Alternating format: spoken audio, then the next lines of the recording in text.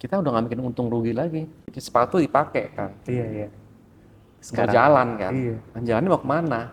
Kita yang menentukan mau jalan kemana. Well, kalau boleh saya bilang nggak cuma Mario Minardi saja, tapi a lot of other shoes yang diproduksi oleh anak-anak dalam negeri, teman-teman kita semua tuh bagus-bagus semua dan setuju, it's Pak. really really good. Bang, review Mario Minardi, tunggu dulu guys. Sudah beberapa kali memang kita up soal Mario Minardi, tapi hari ini kita mau review langsung sama ownernya ya. Oke teman-teman, ini dia Mario Minardi.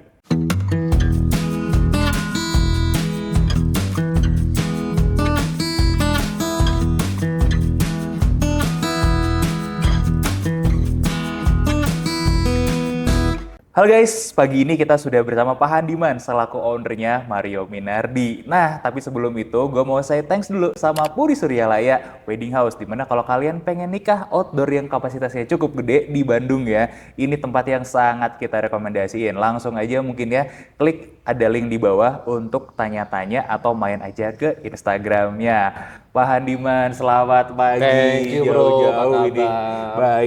Baik Good Pak to see Handiman, you. apa Thank you so kabar? much. Makasih banyak. Wah, ini dari Jakarta loh guys, langsung ke Bandung ya. Wah, seger banget ini Pak Handiman mukanya, padahal dari semalam kita sampai malam ya Pak ya ngobrol. Lumayan seru obrolan semalam Yes, dan yes. moga-moga hari ini kita bisa share lebih banyak lagi Oke. tentang persepatuan Indonesia. Iya, Jadi not betul. only buat Mario Minardi tapi juga tentang persepatuan Indonesia. Iya, soalnya ada yang menarik ya Pak ya. Banyak yang menarik, Nanti hal kita menarik yang nanti bisa kita kita taruh ya. obrolin. Kita taruh di belakang. Nah, Pak Handiman, tidak kenal maka kata sayang. Biar orang-orang kenal tuh ceritanya gimana sih Mario Minardi? Karena kan ini salah satu brand yang umurnya paling tua kalau di Indonesia, bisa dibilang kan. Gimana dulu mulainya tuh Pak? Oke, so ceritanya itu back in 1979 ya. 1979 loh. Oke, kita mundur balik ke belakang dulu deh. Jadi asal muasal keluarga kami itu semua dari kakek kami yang merantau dari Tiongkok ke Indonesia tahun 1950. Jadi beliau waktu itu keadaan susah sekali karena setelah Perang Dunia merantau ke Indonesia kerja jadi kuli di perusahaan batik di Jakarta. Oke. Nah, seiring waktunya dengan kerja keras beliau, dengan cita-cita beliau yang ingin menghidupkan keluarga, beliau kerja keras dan akhirnya Indian bisa mempunyai satu perusahaan batik sendiri. Oh, oke. Ya, jadi cikal bakal kita sudah dari perusahaan Dari batik. batik ya. Tuh. Nah, beriringan waktu berjalan, perusahaan makin maju. Nah, ada salah satu anak dari Pak kakek kami yang beliau ingin nggak bisnis batik lagi. Oke, oke. Tapi bagaimana kalau belajar Ekspansi bikin nih. sepatu Iya. atau something gitu. Jadi akhirnya papa saya itu dikirim ke Italia untuk sekolah. Oh, jadi memang belajar bikin sepatunya langsung Betul. dari Itali. Betul. Jadi Oke. beliau berangkat ke Italia tahun 80, lalu sekolah di sana dan bahkan kerja di sana. Oh, memang sempat ngalamin kerja Ngalamin kerja di sana. di shoemaker Itali. Betul, di pabrik sepatu di Italia. Oh, oke. Makanya DNA Italinya tuh kerasa banget ya. Betul. Ya, Betul, jadi betul. buat teman-teman nih yang FYI belum tahu, Mario Minardi ini agak unik kasusnya dibandingkan dengan teman-teman shoemaker yang lain ya. Dimana banyak banget yang kiblatnya tuh Amerika, ada juga yang Inggris. Nah, Mario Minardi ini kalau boleh dibilang mungkin the one and only ya yang kiblatnya Italia ya Pak ya? Ya, pada saat itu juga ada beberapa. Oh, Tapi kami yang benar-benar fokus using Italian teknologi, using Italian materials. Jadi kita berkolaborasi dengan Italia secara erat sekali. Oke. Jadi DNA kita itu sampai sekarang pun kerasa. We are betul, Italian betul. shoes. Iya, saya kan pemakai sepatu Italia, Pak. Saya pakai Magnani, saya pakai Santoni kan. Iya. Wah, begitu lihat Mario Minardi cocok nih gitu. Iya. Ini kok bisa Italia banget. Nah, barulah saya tahu karena memang ternyata bukan ini ya guys ya, bukan tanda kutip meniru ya, Pak ya, tapi memang sejak awal belajar sudah di sana. Betul. Ilmunya juga asli dari sana, dibawalah teknologinya, material ya, Pak ya. Betul. Oke, ini menarik nih ya. Nah, dari kita lanjut lagi ya. Lanjut, Dari lanjut, setelah Pak. 882 itu papa udah selesai sekolah, udah selesai kerja juga, akhirnya pulang ke Indonesia, kita beli semua mesin-mesin dari Itali, kita setup di Indonesia. Oh, oke. Nah, disitulah asal mulai si pabrik-pabrik kita Mario Minardi ini. Nah, along the way, papa punya partner, punya teman. orang Itali. Oh, Nah, di-create lah satu brand Mario Minardi. oh, oke. Jadi brand Mario Menardi ini memang betul-betul dibikin bersama orang Italia juga. Bersama orang Itali, kolaborasi antara Papa dengan teman beliau yang notabene also Iya. desainer juga untuk Oke, create oke. satu brand yang bisa kita pasarkan di dunia. Oh, di dunia, Iya, Pak. Bukan targetnya Indonesia itu di justru. dunia. Oke, di Ya. Italinya ada berarti. Oh, ada waktu itu ada, karena waktu itu kita sempat produksi juga, kita jual juga di Itali. Oke. Cuma memang along the way nggak diterusin. Nah, kita yang di Indonesia, di Asia itu kita kembangkan terus. Oh, oke. Begitu, Mas. Nah, itulah cerita asal muasal dari Malvinadi. Oke, jadi beneran ini brand nama Italia, DNA Italia, jualan di Italia. Betul, Tapi ini brand Indonesia ya, guys ya. betul. Iya. Oh, Kita harus akuin ini kolaborasi Italia dengan Indonesia, dengan Italia dengan Indonesia. Jadi oke. our DNA half is Italian, half is Indonesian. Ya, ini kalau bahasa anak sekarang tuh hybrid ya, Pak ya. Atau Hybrid. apa namanya? Indo ya, Iya. Indo Itali Well, Indonesia well ya. kita harus akuin pada saat itu Italian shoes is the best in the world. Oh, setuju, setuju, Pak. Iya, memang apa namanya? Fashion, design, Betul, it's all betul. from Italy. Material itself also from Italy. Jadi ya itulah DNA kita itu Italia. Oke, nah kalau jam sedikit nih, Pak Handiman sendiri take apart di Mario Minardinya, berarti kan sudah generasi kedua nih ya. Itu Ya. gimana Pak ceritanya? Jadi tahun 1993 kita ada musibah. Oke. Jadi papa mama meninggal karena kecelakaan mobil. Oke. So pada saat itu saya umur 10 tahun. Jadi perusahaan itu sempat dikontinue sama kakek saya dan paman saya. Sampai tahun 98 kakek bilang sama saya, why not kamu belajar dari muda, terjun langsung ke pabrik untuk belajar. So I start dari 1998, 98 ya. 15 tahun. Wah, 15 Jadi tahun. 15 tahun kita terjun ke pabrik, belajar dari very basic. Berarti ikut di pabrik mulai kayak pengeleman gitu, cutting. Semua. Dari ngelem, dari jahit, dari desain, QC, semuanya kita ikutin. Oh, Beriringnya waktu kita terus belajar ya, otodidak juga, belajar dengan experience yang ada di pabrik juga. Kita akhirnya manage untuk saya jalankan semua sendiri itu sekitar tahun 2006. 2006 ya, Ya, Pak. Nah, kita dari mulai. 98 ke 2006 itu kan lumayan tuh waktunya. Berat nggak sih Pak sebetulnya sebagai anak umur 15 tahun terjun ke pabrik sampai akhirnya bisa sebagai leadernya mendrive itu semua gitu. Itu berat nggak sih Pak? Berat sekali. Frankly dari tahun 98 2006 itu boleh dibilang tuh masih nol. Oke, Kita nggak belajar apa-apa. nggak belajar. Nggak belajar apa-apa. Istilah nggak belajar apa? Istilahnya adalah apa yang kita belajar itu masih belum cukup untuk bisa menakodai perusahaan. Jadi kita continue terus, belajar terus, fail, bangkit, fail, bangkit, fail, bangkit.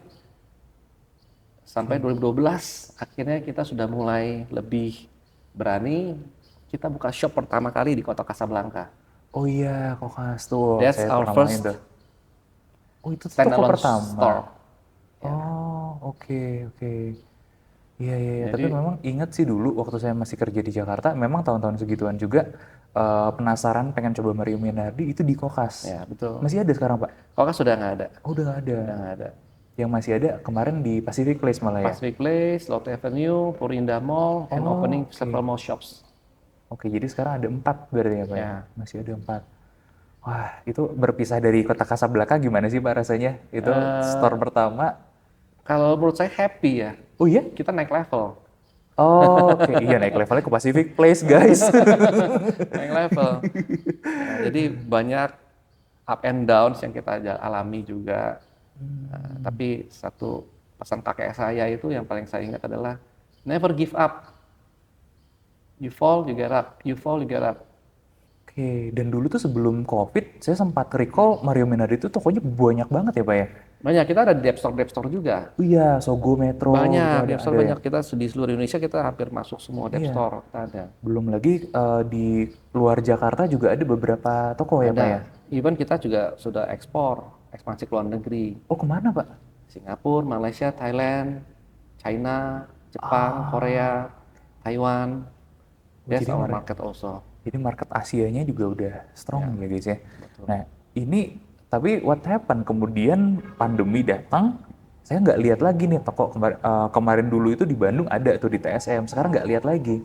Itu what happened Pak? Part of strategi kah atau gimana? Part of strategy. Jadi kita kembali lagi untuk merapikan struktur kita, kita rapin fondasi kita lagi. Oh Jadi oke. saya tipe orang yang suka tuh flashback, perhatikan lagi apa yang sudah kita lakukan selama ini, apa yang masih nggak benar, kita perbaikan terus. Oke. Ya. Jadi mengurangi store itu tidak sama dengan penurunan ya Pak ya? Enggak. Tapi part of strategi juga bisa untuk penguatan akar utama ya? Betul, betul. Oh, oke. Dan Malah sekarang? kita lebih bisa konsen lagi, lebih bisa fokus lagi apa yang kita lakukan selama ini sudah benar apa belum. Oke. Dan lebih clear lagi main kita, pikiran kita bisa lebih clear lagi untuk bisa strategi ke depan seperti apa. Oke. Dan sekarang udah ada di beberapa negara ya? Masih mau nambah nggak nih Pak? Ya pelan-pelan pasti nambah. Asia udah, mungkin beberapa yang hub-hub gedenya ya Pak ya? Pasti. Eropa? Pasti, itu udah on our calendar list. Seru nih, nanti kita gali lebih dalam ya. Tapi kalau balik lagi nih ke roots gitu ya, kalau saya mungkin ngelihatnya itu ada beberapa teman-teman mungkin ya yang kenal Mario Menardi sebagai sepatu nikahan Pak. Apa itu memang jadi roots-nya? Orang-orang banyak yang nikah dari dulu itu tahun 80-an pakai Mario Menardi buat nikah gitu atau gimana nih sampai sekarang? So actually itu back in mungkin di tahun 2016-an kali ya. Kita mikir bahwa we can do custom shoes. Oh. Jadi dari custom shoes itu yang kita bisa buat, kita bisa tawarkan ke mempelai pria untuk bisa bikin sepatu spesial untuk hari weddingnya, di custom, plus bisa ditinggiin. Oh, oke. Gitu loh. Jadi itulah salah satu advantage yang bisa kami offer dari Mario Menardi. Kita bisa custom, bisa kasih initial, bisa pilih desain sendiri, warna sendiri, tergantung jasnya seperti apa. Iya. Bahkan bisa ditinggikan dalamnya. Ini buat yang gak relate nih ya. Ini soalnya banyak Gen Z Pak, belum nikah Pak. Belum relate nih ya. Tapi memang mungkin sedikit nge-bridging cerita aja. Namanya nikah, itu kalau kita budget berlebih ya teman-teman. Perempuan-perempuan itu pasti custom semua ya Pak ya. Atas sampai bawah itu, wah. Nah, kita cowok-cowok biasanya kebagian sisanya. Ya karena kita nggak tahu, oh sepatu bisa di custom, oh jas bisa di custom. Biasanya jas malah beli. Nah, tapi kemudian dengan era berjalan ya, tahun-tahun 2012-an ke sini lah ya Pak ya, memang mulai musim jasnya lebih di custom, kemudian nah, sepatunya pun akhirnya cowok-cowok, oh ada opsi yang bisa gue banget nih kalau nikahan. Dulu tuh namanya The Gentleman Wardrobe ya Pak ya, TGW ya, saya inget banget tuh. 2016 itu ngobrolin itu, karena saya mau nikah 2017 Pak. Saya fun fact-nya memang nikah pakai Mario Minardi teman-teman ya. Thank you Mas Dimas. Iya. Saya nikah di sini pakai Mario Minardi waktu itu ya. Buat saya ada 2 acara, siang sama malam. Yang siang itu agak beda, saya lupa waktu itu pakai apa. Yang malam pakai Mario Minardi. Waktu itu Pak Densis Pak, yang bajunya dari Pak Densis kan. Pak pakai baju apa nih? Pakai sepatu apa nih? Lah pakai boot aja. Lu gak ada boot emang? Ada sih Pak. Boot apa? Mario Minardi. Mana sini bawa kata dia. Bagus sudah pakai ini aja. Dan waktu itu memang sebenarnya temanya hybrid Pak, agak-agak ada ngambil budayanya adat Bali waktu itu ya. Pak Densis kan memang terkenal agak modern ya, budaya campur modern. Nah dia bilang nanti begini, saya kepikiran buatnya segini, tingginya segini, dan ternyata pas Pak. Waktu itu bukan TGW tapi memang yang ready, ya yang RTW, ready to wear ya. Wah seru tuh, sampai tahun kemarin itu masih saya pakai sepatunya. Wah masih tahan ya? Masih tahan, jadi memang umurnya panjang tuh. Saya beli 2016, 2016 saya lupa. Itu 2024 itu masih saya pakai, bukan rusak, nggak dipakainya lagi. Gara-gara ada sepupu Pak. Sepupu saya waktu itu nanyain, Kak Dokmart bagus nggak? Saya pikir, wah kamu harus ngerasain brand Indonesia. Ini ada Mario Menardi masih bagus, pakai. Dan dia puas Pak. Gen Z itu masih bisa menikmati sepatu yang saya beli hampir 10 tahun sebelumnya Pak. Nah, dan ini juga menarik ya. Tadi kita ngobrol teman-teman ya soal sepatu kulit itu ternyata long lasting dan customernya juga lebih ini Pak, itu lebih loyal ya Pak ya. Betul. Nah, ada nggak sih mungkin orang-orang mungkin kayak saya nih nikahnya pakai Mario Minardi, kemudian 7 tahun setelahnya, 10 tahun setelahnya, udah punya anak, udah berkarir sedemikian rupa, balik lagi. Ada, banyak, Ada. banyak. Jadi Wow. salah satu yang kita offer dari Mario adalah kita ada warranty ya. Jadi Oke. kita bisa repair, even sepatu yang sudah 20 tahun, 25 tahun itu beberapa kembali ke toko kami untuk Mas tolong 20 di tahun. repair, tolong dibuat ulang lagi persis seperti yang lama itu. Wah, ini baru namanya bikin history, teman-teman. Ya, Ya. Kita bahkan sorry itu saya ada yang sepatu kembali itu umurnya betul dari saya. wow. The very very first itu ada. Wow. Nah, ini baru namanya bikin history, teman-teman. Pak, saya tuh suka cerita nih sama teman-teman. Namanya history itu bukan dibeli. Karena ada orang-orang yang cerita, kita tuh beli sepatu karena historinya. No, I don't think so. Kita bikin history bareng sepatu. Dan kita tuh selalu senang ketika cerita sepatu-sepatu kayak gini karena we make the history along with the shoes. Karena historinya itu adalah apa yang kita torehkan, ya kita kerja sama sepatu itu kan, kita berkarya sama sepatu itu. Ini saya curiga nih, jangan-jangan ada orang yang baru mulai awal karir, baru mulai awal usaha gitu ya, masih from nothing, from zero, beli Mario Minardi, 20 tahun kemudian balik, masih pakai Mario Minardi, jangan-jangan ada. Ada. Wow, ini kayaknya kalau dibikin fans clubnya gitu Pak, atau apa namanya, usernya Mario Minardi ini Banyak. seru nih. Ini bisa bikin satu seminar success story sendiri nih, jangan-jangan. Ya. Bahkan ada kita sempat ke toko tuh ketemu sama customer ya, datang ini sepatu papa dulu masih sekolah, kuliah. Oh iya. Akhirnya anak-anaknya sudah dewasa. Wah Pak, bagus banget ya Pak. They also appreciate. Jadi kita bisa lintas generasi. Itu yang selalu jadi apa kita punya our philosophy ya. Iya, iya. To create product yang selalu inovatif, Oke, ikutin zaman, inovatif ya. ikutin zaman. Jadi generasi-generasi selanjutnya itu bisa continue.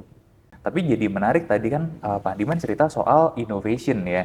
Artinya kan nggak melulu kita bikin barang ya sudah kita bikin aja terus. Berarti ada perubahan dong dari kata Pasti. innovation itu aja tahun 80, 90, 2000, 2010 sampai sekarang 2020-an itu how much berubahnya? Berhubung ini sepatu klasik sebenarnya Pak yang ya katanya gitu-gitu aja dari 100 tahun yang lalu, 200 tahun yang lalu. Berubah banyak dari sisi material, bentuk sepatunya, bentuk kaki orang, karena generation to generation itu berubah mas kakinya itu. Oke. Jadi zaman dulu berubah, anatomi kaki itu berubah. Oke, oke. Ini yang harus kita ikutin terus. Jadi bagaimana create Oxford yang zaman dulunya cuttingannya seperti ini, dengan generasi yang sekarang ini, same Oxford, but different cutting, different fitting. Oh gitu. Karena kaki itu berubah. Contoh ya, sekarang kita dulu mungkin nggak tinggi-tinggi kita grow. 160, 165. Oh iya, betul. Contoh ya, tapi betul. sekarang anak-anak yang muda-muda sekarang Iya. bisa tinggi 180, Iya, 184, 190, 175. Iya, iya, iya. Secara nggak langsung kan berubah semua. Nah kita kalau ikutin cutting-cutting yang dulu nggak bisa dipakai sekarang. Oke, Jadi itu kita harus ikut berubah juga gitu loh. iya, dan ngerubah cuttingan itu tuh kan sebenarnya bukan perkara kecil ya Pak ya. Betul, Rubah besar. sedikit ya rubah semua. Betul. Jadi Oke. kita harus rubah dari shape, nomor satu shape-nya. Karena Iya, everybody betul. want a good shape of shoes. Iya, iya. Tapi how to create a good shape of shoes tapi fittingnya bagus. Nah inilah yang udah kita pelajari dari tahun 82 sampai sekarang itu kita terus pelajari bentuk kaki seperti apa berubahnya, kita adaptasi dengan shape-shape dengan model-model yang kekinian juga. Oke, tadi inovasi dengan adaptasi ya. Berarti Mario Minari ini juga percaya kalau namanya R&D itu wajib ya Pak ya? Harus, Dan memang DNA-nya Mario Minardi artinya R&D terus dong. betul. Oh, berarti ini sampai bisa melakukan itu jangan-jangan ada satu divisi khusus nih Pak buat Ada. R&D? Ada. Oke, jadi tidak seperti ada yang ngeklaim, wah buat apa R&D capek-capek gitu kan ya? Nggak bisa, R&D itu harus nomor satu. Even marketnya belum ada pun kita harus R&D dulu. When the market is there, Iya, we are ready. Oh oke, tapi R&D ini kemudian menurut Pak Handiman menjawab market atau kita R&D untuk menyiapkan sesuatu yang nantinya kita akan drive market ke situ? Kita R&D untuk menyiapkan sesuatu, untuk menjelaskan untuk core kita apa nih, kita punya DNA oke. apa. Ini harus diperjelas. Oh, oke. Jadi kita as a brand tuh kita harus punya clear mind dulu nih kita DNA kita apa, fokus kita apa, kita mau kemana. Persiapkanlah sebaik-baik mungkin, diadaptasi dengan perkembangan zaman, Oh, you create something jadi for the R&D market. itu ke dalam dan keluar juga. Iya. Wow. Satu sisi kita nggak bisa terlalu idealis, Iya, satu iya. sisi kita harus ikutin perkembangan. Menarik nih. Nah, ini bikin Mario Menardi relevan ya. Saya user nih dari 2016 2017 tuh sampai sekarang. Saya merasa tidak ketinggalan zaman pakai Mario Menardi, Pak. Betul. Dengan sekarang ada yang baru nih, Chelsea Boot. Yang saya pakai sekarang Chelsea Boot. Kalau dulu Chaka Boot ya.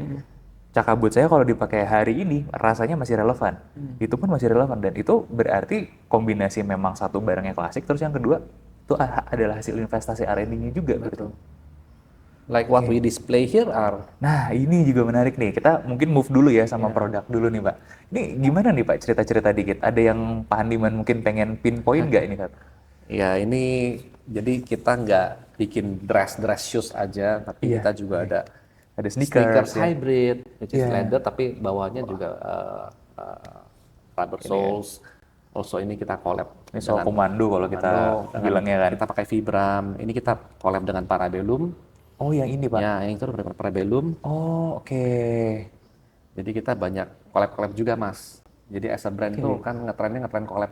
Ya, kita harus berani untuk berkolaborasi juga. Oke. Ini kalau kita ngomongin yang ini nih, Pak. Ini kan siluetnya tuh Itali banget nih, Pak. Nah, apakah kemudian plek-plekan aja, oh Itali bikin kayak gini? Karena ini jujur kata ketika kita lihat mungkin Santoni, Magnani, mereka bikin ada yang sneakers Itali kayak begini. Apakah, kita tembak aja deh, kita bikin kayak gitu atau enggak? Itu termasuk juga ke dalam tahap R&D-nya Mario Minardi nih. Sepatu itu pasti semua mirip-mirip semua. Yang kita sokuin tuh sepatu Oxford ya semua, everybody makes Oxford. Iya, betul. Ya, everybody makes Derby.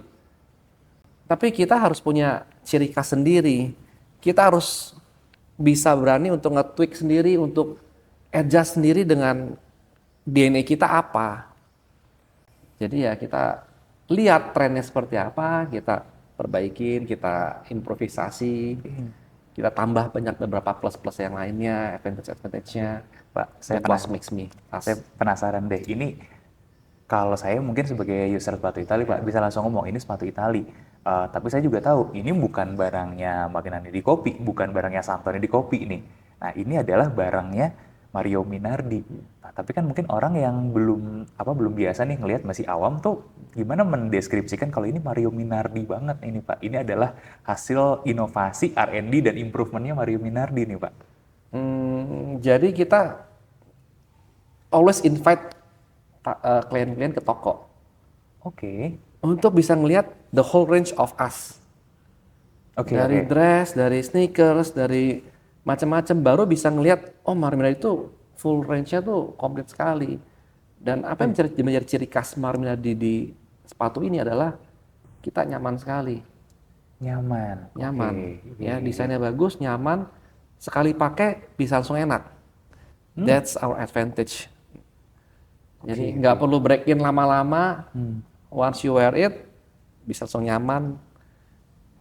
Itu yang kita develop dari R&D kita, create sepatu yang bagus, tapi nyaman juga.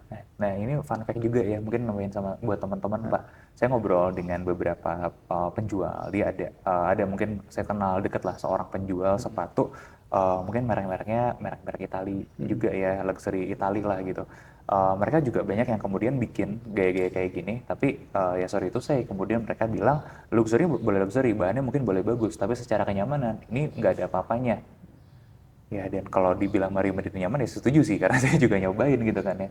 Dan itu juga mungkin sebagai statement tambahan gitu ya, itu hal yang menarik guys, karena tidak semua memikirkan sampai situ ya Pak ya. Looks-nya mungkin semua orang bisa bikin, tapi nyaman sampai kedalaman ya, sampai anatominya, itu something different, itu different animal ya Pak ya. Nah, kalau kita cerita juga itu kata nyaman dan kepuasan pelanggan. Tadi kita udah cerita ya soal sampai bolak-balik gitu kan, sampai puluhan tahun orang masih balik lagi ke Mario Minardi. Nah, itu kan artinya punya kualitas yang berbeda nih Mario Minardi. Nah, saya tuh pengen menggali kalau menurut Mario Minardi nih naruh standar kualitas tuh gimana sih? Terus yang kedua tuh eh, kenapa sih naruh harga segini untuk standar quality seperti ini? Kalau boleh diceritain, Pak. Oke, so dari kualitas itu kita benar-benar nggak main-main ya. Oke, Jadi one price, one quality. oke. Jadi kita nggak berani namanya kita jual mahal tapi bahannya bahan nggak bagus. Iya. Itu arti kan mengelabui Konsumen, konsumen betul. ya. Jadi kita maintain quality control kita itu sesuai standar yang sudah disetting dari pendahulu-pendahulu dulu. Oke. Jadi kita nggak bisa lari dari situ. No matter marketnya lagi susah atau gimana, kita nggak boleh turunin Tetap. kita punya kualitas. Kita nggak boleh curangin atau Oke. ya tipu-tipu dikit gitu, nggak boleh sama sekali. Jadi Boleh nggak ada dibocorin rules nggak? itu seperti itu. Boleh dibocorin nggak, Pak? Standarnya dari pendahulu itu seperti apa sih untuk bikin produk itu? Jadi standar yang dulu itu adalah first you have to work with your heart. Kerja pakai hati. Oke. Oh, bukan dari material dulu ya? Nomor satu adalah dari hati dulu. Kamu kerja sesuatu itu harus benar-benar pakai hati dulu. Kedua itu material yang kamu pilih itu harus benar-benar melalui seleksi yang sangat ketat. Oke, oke. Ini baru ke material tuh nomor 2 ya. Jadi Di shoes produk business dari itu hati. kamu harus punya passion, kamu harus punya hatinya. Oke. Iya, iya. Jadi Contohnya memang kalau kamu itu- nggak punya hati, kamu nggak bisa kerjain sesuatu dengan maksimal. Iya, iya. Itu yang kita beritahukan ke karyawan-karyawan kami juga, everybody have to work with your heart. Yang nggak punya hati, nggak pakai hati, silakan kita nggak bisa continue. Dan maintain the leather, the material, proses kerjanya juga harus diperhatikan semua dari every step. Jadi every part of the production branch itu harus ada QC per bagian. Nah, ini saya pengen gali nih lebih dalam, Pak, soal Boleh. pakai hati. Akhirnya ini mungkin nggak tahu ya. Kalau saya sama tim, ketika kita ngomongin kerja pakai hati, kita tuh selalu kepikiran untuk lebih. Jadi extra miles. Extra miles itu nggak berarti extra jam ya, Pak ya. Tapi memang extra effort, extra dan impactnya di ekstra hasil gitu. Kita nggak puas kalau hasilnya mediocre. Kita pengen hasilnya lebih baik lagi gitu kan. Apa itu terjadi juga sama timnya Mario Minardi? Harus. Karena dengan begitulah kita bisa improve. Oh, ada nggak sih Pak mungkin dari tim tuh justru, wah Pak saya belum puas sama ini, menurut saya tuh bisa diginin lagi, kasih saya waktu, saya develop lagi, mungkin hal kayak gitu terjadi. Itu sudah jadi kita punya doktrin Wow, bahwa nothing is perfect. nothing is perfect. Yes. Oke. Nggak ada yang perfect. Jadi kita harus terus bisa belajar dan improvisasi. Oke, ini sejalan berarti kan dari tadi tuh Pak Hadiman di awal udah sempat bilang inovasi ya. Ya. Inovasi saya udah nyatet nih beberapa poin-poinnya. Jadi salah satu poin terakhir nih yang saya dapat adalah continuous improvement ya. Oke, itu menarik tuh. Dari situ barulah kita ketemu dengan hal teknikal gitu ya. Dengan bahan oke lah itu teknikal gitu ya. Nah kemudian kalau kita gali ke hal yang lebih teknikal, misalnya bahan, kalau Mario Minardi standarnya gimana sih?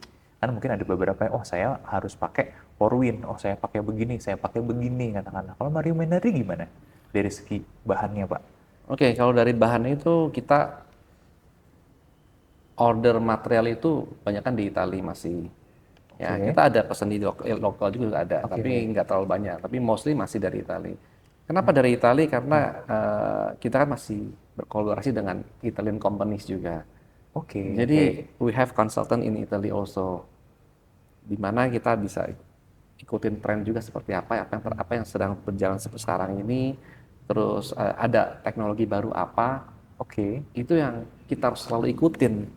Jadi supaya kita nggak ketinggalan zaman istilahnya. Jadi material-material yang kita pilih itu sudah melalui uji coba, sudah di test lab juga. Jadi material yang kita pakai itu harus yang premium. Nah ini tuh jadi nyambung sama mindset orang Indonesia nih Pak. Kalau kita ngomongin leather Italia itu udah pasti bagus. Itu bener nggak sih Pak? Bagus, pasti bagus.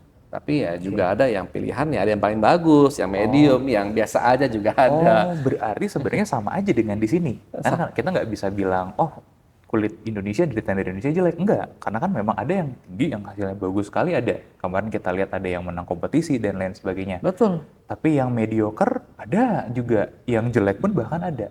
Jadi dari kami itu nggak semuanya Italian leather juga. Kita ada juga yang beberapa yang pakai kulit lokal. Dan itu yang kita seleksi yang terbaik punya. Oke. Jadi Italia itu adalah salah satu part of supply chain-nya, Yes. tapi kemudian standar itu tidak sama dengan harus Italia mesti bagus gitu ya. Itu ada kurasinya lagi. Oh, oke, menarik nih Pak. Nah, terus kemudian dari segi teknikal nih, konstruksi. Nah, gimana dengan standar konstruksinya Mario Minardi nih? Ya, konstruksi kami banyak varian ya. Jadi Oke. kita ada cementing, ada sneakers, ada strobel, ada moccasins, ada boots, dan ada Goodyear welt juga. Oke. Ya, ini construction yang boleh dibilang di persepatuan ini komplit. Komplit. Oh, Dari sama A ada ya? sampai Z kita ada semua. Kita bisa semua. Nah, ini mungkin kalau kita ngomonginnya instant boots nih, biasanya standarnya adalah, oh minimal Goodyear welt deh. Kalau nggak Goodyear welt, stitch down deh, masih boleh. Kalau di bawah itu kayaknya gue skip nih. Tapi faktanya Mario Menardi yang sudah berjalan segitu lama, masih ada yang pakai cementing. Dan mungkin kalau kita mirror, di Italia pun masih banyak yang pakai cementing Betul. sebetulnya, brand-brand gede. Nah itu kenapa sih Pak? Sebenarnya kalau boleh dibilang preference setiap pembuat sepatu. Jadi kita ikutin pembuat-pembuat sepatu yang Eropa yang klasik-klasik Oke. itu kan mereka banyak kan Goodyear welt, handmade semuanya. Betul, betul. So we also create something Goodyear welt, walaupun nggak handmade tapi kita pakai mesin semuanya. Kita ikutin juga range produk seperti itu. Lalu cementing, nggak ada salahnya cementing kok. Oke, Tapi cementing kita ada jahitannya. Oh, oke. Jadi sebenarnya hybrid construction juga ya? Iya, bisa juga. Ya, lem jahit lah ya. Atau mungkin kalau beberapa di Italia itu ada yang, kita sebenarnya black stitch, tapi dia sebutnya bolonya. Bolonya itu kalau saya perhatiin tuh ya black stitch dilem lagi, kemudian ada beberapa detail-detail yang memang nggak bisa dikatakan itu pure black stitch, nggak bisa dikatakan itu apa namanya pengeleman juga. Jadi sesuatu yang lebih dari sekedar lem ya, cementingnya. Betul. Ini menarik nih Pak. Dan itu jadi sebuah inovasi juga nggak sih Pak sebenarnya dengan konstruksi-konstruksi seperti itu? Ya, betul. Jadi dari konstruksi-konstruksi itu kita bisa create mix match juga. Jadi misalnya Oh iya betul. sekarang ada yang Goodyear itu kan stitch to the upper, welt to the upper, and then welt to the soles. Betul. Bisa juga yang Black McKay. Oh iya. Jadi Ini belum banyak yang tahu, tapi nggak McKay. apa-apa Pak. Kita jelasin Kita ya. bikin McKay untuk ekspor ke Jepang. Oke. Oh, oke. Construction McKay kita produksi untuk ekspor ke Jepang. Jadi itu midsole, stitch to the upper, and then the outsole, midsole to stitch to the outsole. Jadi hybrid antara si black cementing ini, black stitch ini sama Goodyear. Betul. Oke, itu juga Banyak yang bisa kita main-mainin, banyak yang bisa kita improvisasi juga gitu. Jadi tapi it's very fun, iya, tapi itu masih resolvable Pak. resolvable. Ini menarik nih. Ya, jadi ternyata banyak sekali eksperimen karena mungkin satu yang saya sebenarnya pengen gali lebih dalam sih dari Mario Minardi adalah dengan DNA Italinya. Orang Italia tuh gila Pak ya.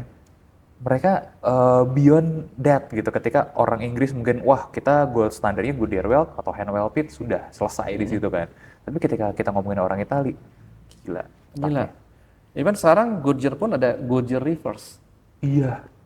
Wah ini Itu luar apa-apaan biasa. gitu. Jadi Italian are really inovatif banget, crazy, inovatif. Taste-nya itu luar biasa. Nah, kemudian ini kan akhirnya karena inovatif ini, decision untuk membuat hal yang gila gitu bisa dikatakan seperti ini dan jadinya juga tetap mahal atau luxurious. Dan ini sebenarnya satu yang konsumer Indonesia tuh nggak dapat. Mereka selalu menganggap Italian shoes itu below the English shoes atau American shoes gitu kan. Nah itu gimana menurut Pak Handiman sendiri? Ya saya nggak setuju sih, kurang setuju sih. English shoes have their own advantages, they have their own karakter ya. Italian have their own karakter, the Italians have their own ideas, colors. That's Italians. So memang beda, DNA-nya memang beda. Dan it's okay ketika ada Italian shoes yang ya termasuk Mario Minardi ya, kan memang DNA juga Italian gitu, berjejer di harga yang sama dengan English shoes, dengan American shoes gitu. It's okay berarti. It's okay. Sangat-sangat wajar sekali karena ya sebenarnya saya nemu di salah forum sih Pak obrolan itu. obrolan ini adalah ketika ngapain beli Magnani ketika saya bisa dapat katakanlah Crockett and Jones gitu di harga yang sama atau lebih baik lebih apa di atas sedikit karena ya menurut sebagian orang ini standar di atas tapi ya enggak juga ya. Preference orang-orang juga, Preference ya. preference image kita masing-masing personal itu kepada brand-brand tersebut. Nah, saya jadi ingat nih Pak obrolan kemarin nih analoginya antara sepatu Inggris dengan sepatu Italia itu gimana Pak menurut Pak Handiman? Analoginya ya, Iya. contohnya Rolls Royce sama Ferrari deh. Oh, oke. Bagaikan Rolls-Royce dan Lamborghini Ferrari Ya, ya. Lamborghini Ferrari. Untuk Italia versus Inggris. Karena they have their own class. Bagus, sama-sama bagus. Gak ada yang jelek gitu di situ. Tapi kita tahu dengan elegansinya, aristokrasinya Inggris. Ya. Nah, kemudian kita lihat juga Ferrari dengan agresivitasnya. Sleek, beautiful, timeless, everything's. Dan Mas, yang paling penting Mas ya, Iya, ya. nggak ada salahnya punya dua-duanya. Oh betul, betul. Ya amin ya. Semoga yang nonton ini kita doain punya sepatu Italia, sepatu Inggris, dua-duanya punya mobil Inggris, punya mobil Italia, dua-duanya punya juga. Keren sih Pak. Nah akhirnya ini kita dapat nih kenapa Mario Menardi jualannya tanda kutip mahal buat harga orang Indonesia. Karena kan ya memang ya kita tidak membuat sepatu untuk standar ya sorry to say mass market Indonesia. Begitu ya Pak ya. Jadi kalau mahal itu sebenarnya relatif ya. Satu dari harga itu ya ada harga ada barang. Iya betul. Ya, and then kita juga ada warranty. Mario itu kita kasih warranty 1 tahun untuk setahun ya. kerusakan-kerusakan atau service atau anything. And then lifetime warranty untuk repair. Oke, oh jadi Kembali yang saya bilang tadi, banyak customer yang bawa sepatu-sepatu lamanya, Pak tolong di repair, tolong di ini kita bisa kerjakan semuanya. Oke, even itu dari inovasi yang sebelumnya ya, tahun 80. Ya, betul. Ngeri loh ini. Dan ini adalah investasi panjang ya Pak ya? Yes, and kita juga ada customer relation yang bagus. How to maintain a good relation with the customers. They buy one shoes but they get a good customer relation. Oke, ya saya juga masih pakai sih. Mungkin saya bisa dijadiin percontohan ya Pak ya. Tapi ini juga jadi menarik nih Pak. Karena kan satu tadi nih obrolan untuk seumur hidup. Ya artinya kan ini mungkin nggak tahu ya teman-teman yang Gen Z komen aja di bawah ya. Apakah ada yang relate juga atau enggak? Tapi buat saya beli sepatu kulit itu memang for lifetime. Saya beli sepatu kulit, saya udah bilang sama anak saya, nanti kamu bisa pakai. After papa, kamu yang pakai. Gitu. Anak saya namanya Kenji ya. Kenji kamu bisa pakai after papa. Gitu. Dan itu kalau menurut pandangan Mario Menardi sendiri gimana sih Pak? Untuk Ya itu benar sekali karena banyak sekarang pun banyak yang papanya pakai sepatu apa, anaknya udah dewasa akhirnya Pak I like your shoes, I want to wear your shoes, dipakai akhirnya. Iya. Dan itu tuh adalah hal yang terjadi sudah ratusan tahun sebenarnya Pak ya. Yang orang tuh nggak tahu. Ketika sekarang tuh banyak orang dengan mindset ya rusak pakai rusak buang. Itu sedih sih karena ya histori kan masih bisa dibikin dan kemudian kita lanjut ke obrolan cost per mile si sepatu itu sendiri. Karena ibaratnya seumur hidup kita beli Mario Menardi katakanlah mungkin kasus ini Mario Menardi ya yang di sini kan Mario Menardi kan umur 20 tahun 40 tahun masih pakai tuh Mario Menardi. Ya, artinya cost per mile-nya beli Mario Menardi 4 juta berapa? Murah. Murah apa murah banget? Bisa jadi murah banget, lebih murah daripada sneakers, Pak, jangan-jangan. Jadi in one side juga kita ada satu line yaitu Eco kita. Itu price-nya di bawah 3 juta, malah 2 jutaan saja. Oke.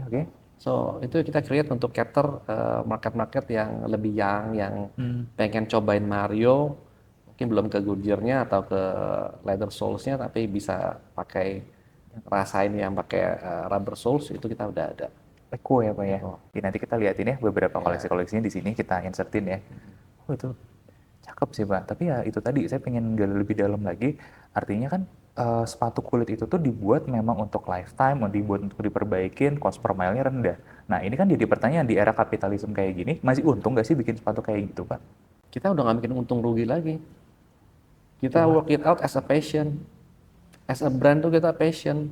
Kita emang kita mau brand ini bisa continue terus, bisa berlanjut terus, bisa ada legacy yang kita pass down to the next generation. Gitu. Next generation tuh nggak tentu harus anak saya atau keluarga kami. Bisa juga nanti profesional yang join ke kami atau jalanin terus Mario Minardi gitu. Oke, ini menarik nih. Tapi yang memang valid sih Mario Minardi yang ngomong karena sudah dari tahun 80. Ya. Dari tahun 80 masih apa legasinya masih terus berjalan. Ini lucu nih kalau menurut saya karena di era kapitalisme sekarang, Pak. Mungkin brand-brand besar itu pada pikirannya, ngapain bikin sepatu yang bisa diperbaiki, mendingan mass produce, kita bikin semurah-murahnya, jual semahal-mahalnya, 3 tahun, 5 tahun rusak, ya saya jual lagi ke orang itu. Kalau perlu, saya akan jual sepatu yang sama, beda warna doang, bagi satu orang itu setiap tahun 1 sampai 5 bahkan. Itu terjadi kan ya, kalau kita perhatiin ya Pak, di era tren-tren fast fashion sekarang gitu Pak. Nah gimana nih Mario Minardi kemudian melihat fast fashion, apakah ini model bisnis yang sustainable akan berjalan terus seperti itu? Karena kan kita ngeliat 20 tahun ke belakang fast fashion begitu gila-gilaan ya Pak ya. Atau apakah Mario Minardi ngelihat ini just a trend sebagai brand yang sudah lebih nih dari 20 tahun, sudah well established gitu kan, brand sepatu klasik, ya nanti juga akan padam, kita akan balik lagi sama sepatu klasik lagi gitu. Jadi kalau dari kami ya balik lagi ke DNA kami, inovasi terus. Jadi ya kita harus ada yang klasiknya, kita harus ada yang something new-nya terus keluar. Mendampingi si klasik ini. Jadi orang juga yang customer kita yang ngikutin kita, udah ngikutin kita lama, nggak bosan.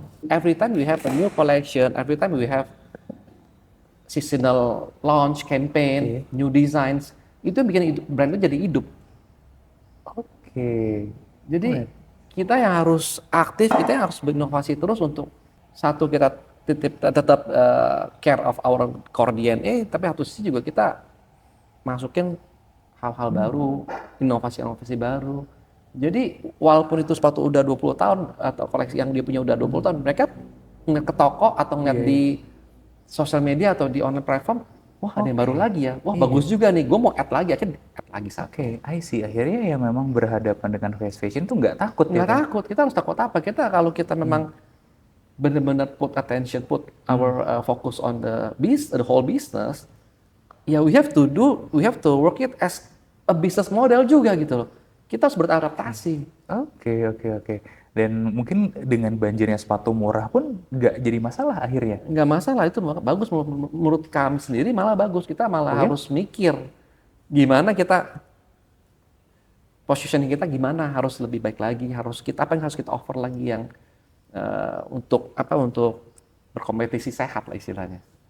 Oke. Nah ini berkompetisi sehat nih badan improvement lagi. Nah ini saya pengen nanya lagi nih, Mario Minardi dengan sekian puluh tahun ini Pak, berarti kan customernya sebenarnya sudah banyak nih, baik dalam negeri atau luar negeri nih. Ada nggak sih ngalamin mungkin teman-teman yang kemarin nih duduk di sini sempat cerita, oh kita dinilai nih sama market luar, ada improvement begini, sudah kita lakukan. Dan akhirnya itu membuat mereka continuously improve. Nah saya juga penasaran, Mario Minardi ada nggak sih mengalami hal seperti ini dari customer-customernya, terus mungkin customer luar ya? Ada nggak sih? Ada dong. Oh gitu, ada contoh kasusnya nggak sih Pak? Jadi mereka itu kan juga seasonal terus kan. Iya. So di luar-luar itu banyak season. Ya. So how to maintain, they keep ordering on us. Kalau misalnya kita nggak berinovasi, kalau misalnya kita nggak bisa maintain our quality. Jadi ya kita harus bisa berevolusi, berinovasi. Untuk maintain marketnya itu nggak gampang sebenarnya. Fitting gitu juga Pak. Ada masalah nggak sih dengan market luar versus market Indonesia? Ada perbedaannya. Ada perbedaannya. Jadi itu yang makanya R&D itu harus kuat itu karena market ekspor itu satu fitting, market lokal satu fitting. Jadi memang ketika kita temuin Mario Minardi, katakanlah saya ke Osaka besok ada Mario Minardi, nah itu bisa jadi beda. Beda dikit. Saya ke Roma gitu mungkin nanti ketemu ada Mario Minardi, itu akan beda juga. Ada perbedaan-perbedaannya. Contoh ke Jepang, ke Korea itu beda sizingnya. Iya. Indonesia, Korea, Jepang itu beda sizingnya. Orang Korea kan lebih tinggi-tinggi kan. Orang Indonesia kan lebih lebar kakinya, orang Jepang mungkin nggak selebar itu. Lebih slim, iya. Beda-beda. Eropa lebih slim lagi. Itu beda-beda semua. Kita harus sesuaikan semua sesuai market. Itu tadi dari segi fitting ya. Terus kemudian tadi Pak Hadi pun juga sempat mention soal model ya. Nah model ini juga akhirnya ikut beradaptasi gitu ya. Nah apakah ini ada kaitan juga sama ini nih Pak? Ini dengar-dengar mau launching nih. Ada. Ini kayaknya pas minggu tayang ini sama dengan minggu launchingnya sepatu ini nih Pak. Betul. Nah ini gimana Pak? Apakah ini untuk menjawab dari market globalnya apa gimana? Satu sisi memang lagi tren sekarang ya. Iya, Lagi setuju. tren, tapi kita harus create something yang nggak kalah bagus. Iya, iya. Jadi jangan cuman kita ikutin tren terus kita asal ngasal, itu jangan sampai kayak begitu. Jadi kita ikutin tren, kita bikin yang bagus, presentable to our brand. Ini saya pengen nanya nih, kalau mungkin kasus by kasus ya, di sepatu ini kan gayanya loafers ya Pak ya. Ya. Dan lagi ngetren beberapa waktu ke belakang itu apa ya, loafers dengan sol boot shoes ya, yang Loropiana bikin lah katakanlah waktu itu. Nah ini kan artinya adalah Mario Menardi take on boot loafers gitu kan. Nah itu boleh dijelasin nggak sih Pak, apa ini si produk baru ini tuh apa sih yang di present sama Mario Menardi untuk kualitinya, what's the difference dengan kompetitor luarnya gitu kan. Yang difference itu satu, it's very durable. Oke, Oke, menarik nih. and then enteng banget, Mas. Ih, cobain dong Pak.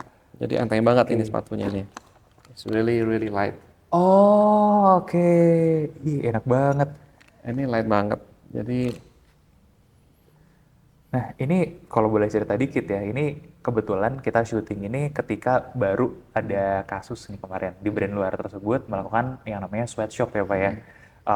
Ternyata barang-barang fashion apparelnya itu dibikin di sweatshop. Memang brand tersebut itu adalah brand yang high quality item yang dimana dia produce fabric sebetulnya, bukan end produknya seperti ini. Nah, kemudian tiba-tiba sepatunya booming, topinya booming, dan lain sebagainya kan. Ternyata itu dibikin di sweatshop. Nah, ya, ini jadi menarik nih. Satu, mungkin yang belum diceritain Pak Handiman, ini kan dikerjain tangan ya Pak ya, di Indonesia. Artinya no sweatshop, no sweatshopan ya. nggak ada kan, kita sudah ikutin peraturan-peraturan negara kan kita Iya. juga kan. Jadi ya we do it all in the standard way. Nah, berarti mendingan beli yang dikerjakan artisan di dalam negeri seperti Mario Menardi ini dong, daripada beli brand luar yang harganya so-called juta-jutaan katanya mewah, tapi dikerjainnya oleh orang-orang yang dibayar rendah gitu ya Pak ya. Well, kalau boleh saya bilang nggak cuma Mario Minardi saja, tapi a lot of other shoes yang diproduksi oleh anak-anak dalam negeri, teman-teman kita semua tuh bagus-bagus semua, dan setuju, it's Pak. really really good. Kita tuh nggak kalah sama luar.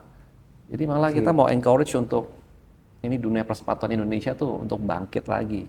Nggak cuma di sport shoes atau di sneakersnya, tapi juga di leather shoes-nya. Semuanya leadership. Jadi kita punya potensi yang luar biasa sekali, Mas. Setuju Pak, makanya kita sekarang nyebutnya brand Indonesia bukan brand lokal.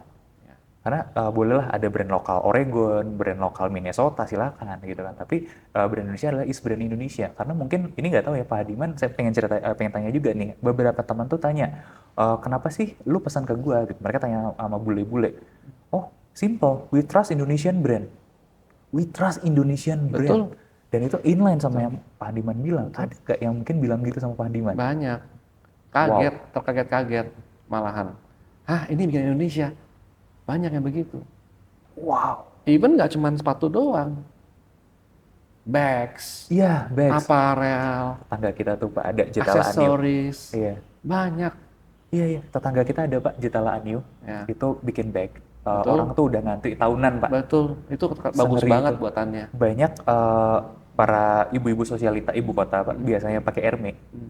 Mereka ngantri Jetala Anyo Pak. Betul. They say saya puas pakai Hermes, tapi saya nggak kalah puas pakai Jetala Anyo. Ngeri Pak. Ya. Wah. Jadi bukannya nggak bisa, tapi kita harus bikin PR kita. Iya, betul. Ya, as a brand, as a businessman ya kita masing-masing kita semua harus bikin PR kita lah. Jadi kita harus benar-benar kerja keras juga. Iya, nah ini kerja keras ini jadi ada kaitan nih yang sama saya pengen tanyain nih Pak. Terkait kerja keras dan PR ini, nah dari Mario Minardi ada apa sih yang mau diselesaikan dalam beberapa waktu ke depan? Wah, banyak sih Mas, actually. Jadi satu sisi kita ya harus maintain berkelanjutannya bisnis kita. Oke, Satu sisi kita pasti mau itu. buat sesuatu hal yang ada impact-nya juga untuk sosial. Oke, Dan next-nya juga impact buat anak-anak muda, future shoemakers lah. Future Shoemakers. Wah, ada apa nih Pak? Ini apa? saya penasaran nih, apakah akan ada sesuatu kayak semacam coaching kah gitu buat teman-teman yang baru-baru, atau Pak Handiman mau menawarkan something more gitu? Ya, kind of.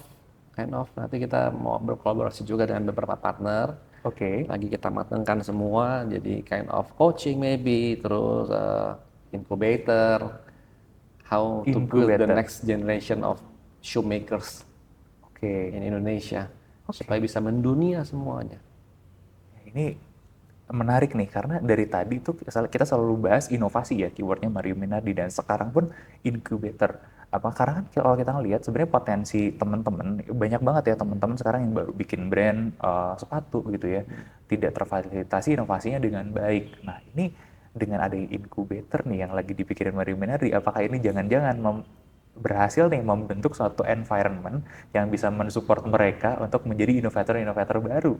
So, Oh, kita tunggu tapi nih tanggal mainnya nih. jujur nggak bisa kita sendirian. Oh iya, Jadi betul kita Pak. pasti harus gandeng beberapa Betul. teman, partner yang Iya. punya visi dan misi yang sama dengan kami untuk bisa bareng-bareng kita mencoba majukan perindustrian sepatu Indonesia, khususnya sepatu-sepatu kulit.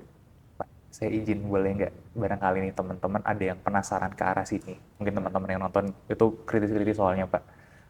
Boleh nggak nih teman-teman cerita atau sampaikan dengan idenya Pak Handiman tadi, apa sih yang jadi keresahan teman-teman? Nah, ini nanti Pak Handiman juga mungkin bisa ikut baca soalnya nanti ya. Boleh, boleh. Ya, cerita aja soal future of or shoemaking industry, teman-teman yang mulai merintis brand sepatu gitu ya di Indonesia, itu ada keresahan apa, ada apa yang harusnya mungkin dibentuk, arahnya kemana dan lain sebagainya, what kind of help you need gitu, cerita aja dulu di bawah. Boleh, nanti kita bisa sharing-sharing ya. Iya, betul. Karena ini jadi bahan mungkin teman-teman juga saling ini ya, saling apa rekan-rekan partner-partner dari Mario Menardi ini yang sharing-sharing, kita ternyata ada problem ini nih di teman-teman di Indonesia. Ada begini, ada begini, ada begini, dan nantinya ketika program launching boleh juga disounding sama kita, Pak. Barangkali nih ini akan meet gitu ya dengan kebutuhannya teman-teman ya, kita harapannya memang di Shoepolis Pak, kita mengawal end to end gimana caranya nih industri sepatu ini dari end to end, dari produsen ke konsumen itu semuanya sama-sama maju. Konsumen cerdas, produsennya maju gitu kan, produsennya inovatif. Akhirnya apa? Ya kita win, kita pemenang di negeri sendiri dulu, di kandang sendiri, dan Betul, kita bisa berjuang keluar. betul. What's next nih Pak buat Mario Minardi nih? Buat next ya, buat Mang Iya. Minardi ya. Ada apa lagi nih 5 tahun, 7 tahun ke depan nih? Jadi kalau dari Marmina sendiri, kita akan tetap fokus dengan bisnis kami, dan juga ada planning untuk invest di beberapa bisnis lain, for Oke. example, tapi yang tetap masih satu ekosistem di Oke, perkulitan ekosistem lah, ya. sepatu lah, dan sebagainya. Wah ini menarik nih, ekosistem ya. Biasanya kalau udah ngomong ekosistem gini, ini bahasanya yang gede-gede nih Pak. Nah, kita doain ya, mudah-mudahan semakin gede. Kalau keluar Pak, ekspansi keluar lagi nih, ada rencana apa nih Pak?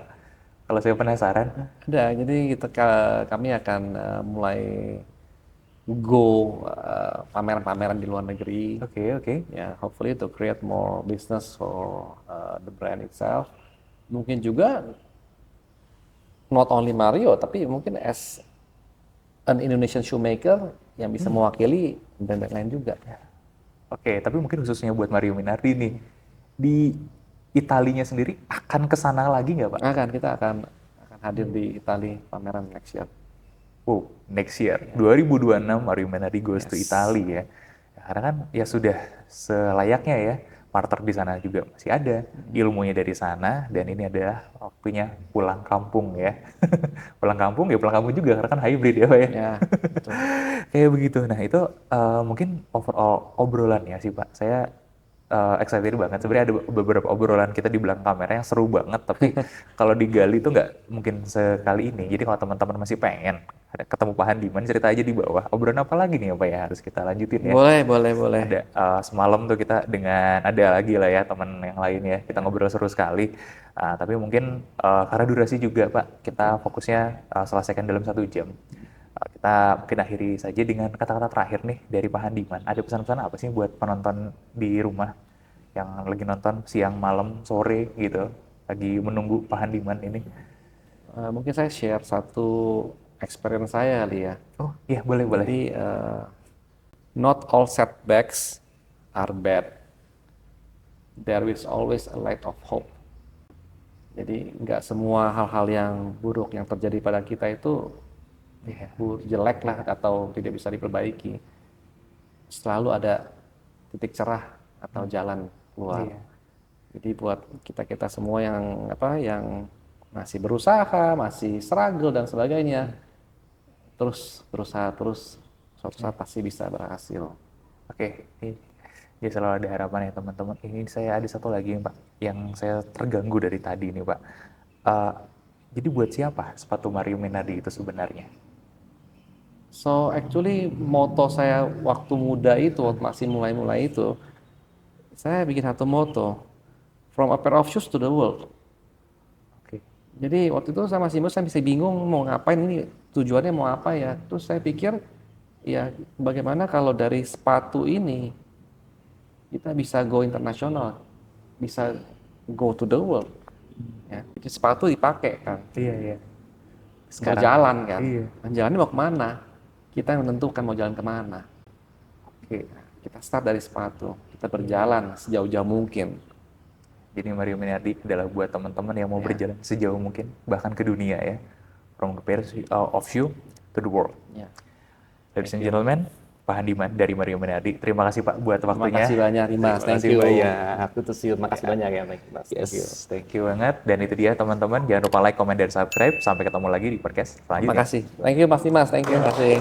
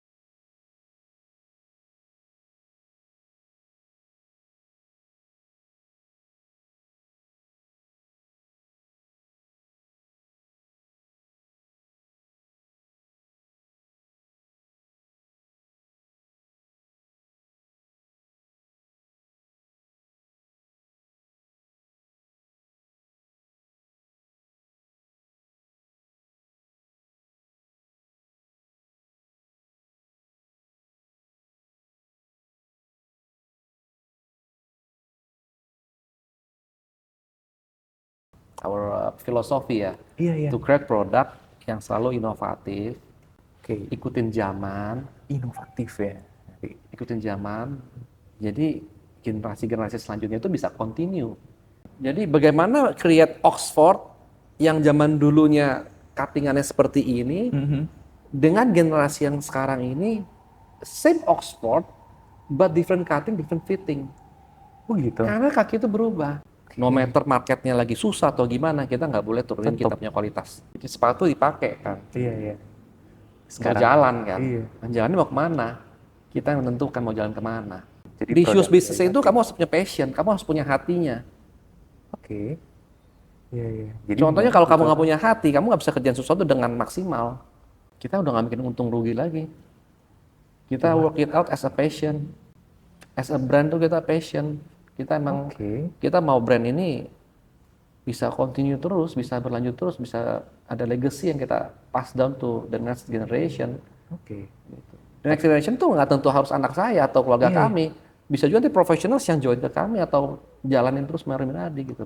Kalau boleh saya bilang nggak cuma Mario Minardi saja, tapi a lot of other shoes yang diproduksi oleh anak-anak dalam negeri, teman-teman kita semua tuh bagus-bagus semua, dan setuju, it's Pak. really really good. Kita tuh nggak kalah sama luar. Jadi malah kita mau encourage untuk ini dunia persepatuan Indonesia tuh untuk bangkit lagi. Nggak cuma di sport shoes atau di sneakersnya, tapi juga di leather shoes-nya. Kita akan tetap fokus dengan bisnis kami, dan juga ada planning untuk invest di beberapa bisnis lain, for example, tapi yang tetap masih satu ekosistem. Not all setbacks are bad. There is always a light of hope.